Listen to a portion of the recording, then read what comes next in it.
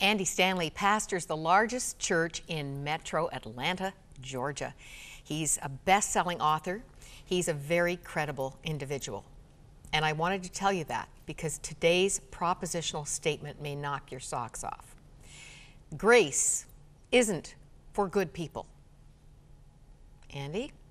Grace isn't for good people. Grace is for people. Grace is for all people. And that's why I wrote this book. I wanted people to understand that grace is something that is never ever earned. If it's earned, it's not grace. That grace is God's extension of His love to people in spite of what we've done. Not because of what we've done, in spite of what we've done. And in fact, I think the deeper the hole, the more we understand God's grace. The bigger the mess, the more we understand God's grace. And forgiven much, love much. Absolutely, that's what Jesus taught. And so I wrote this book looking at different characters of the Bible who experienced God's grace in very significant ways, to say to our audience and to say to my audience that regardless of what you've done, regardless of what you knew better than to do, God's grace is available for you.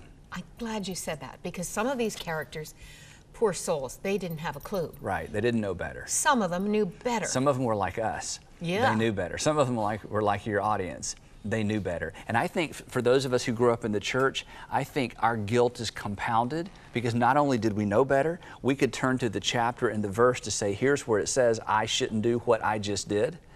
And then I did it again, and then I did it again. And so at some point, we think we must move outside of God's grace. Surely God isn't going to forgive me again. Surely God may love me, but He doesn't like me. I've used up all my chances. I've used up all my chances. I've tilted the whole thing in the wrong direction. And as you look through the Scripture, old and new, we realize that God's grace really has no bounds. It has no measure. It has no limits. And His grace isn't for good people. It is for people. People. You have another phrase, and I just want you to comment on it again because I've never heard it before. God's in spite of grace. Yeah. Who's that for? God's in spite of grace is for all of us because all of us need His grace in spite of what we've done. We know this relationally. Every married couple, every married individual knows there's in spite of grace. Every parent knows there's in spite of grace. Every kid knows there's in spite of grace. And where did that come from? Is that something we manufactured? And in the book, I argue no. The grace that I extend toward my children, the grace that my children extend toward me is a reflection of this idea of grace that God introduced into the world when He created the world, when He moved toward the mess that Adam and Eve created, when He moved toward the mess of sin at the cross. That grace isn't for good people, grace is just for people, and every person at some point needs the grace of God. And it has so many flavors. Chosen by grace, surprised by grace, redeemed by grace, ruled by grace, rescued by grace. I'm not going to say them all. It's 13 chapters. You are going to want to read them all, though.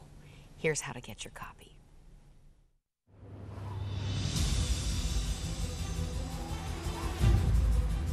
The dilemma of Christianity, the dilemma of all religion, is what do I do about me, and what do I do about my past, and what do I do about my failure, and what do I do about my sin? What if we really have fallen short? What if you're condemned before God? What if you don't measure up and you're going to be held accountable? Then do you want what's fair? Then do you want what's just? I want exactly and precisely what I deserve the least. The Grace of God by author and pastor Andy Stanley is our thanks to you for your ministry support. To receive your copy, call 1-800-265-3100 with your best ministry gift. You can write to Crossroads in Canada or the United States, or make a secure online donation at crossroads.ca.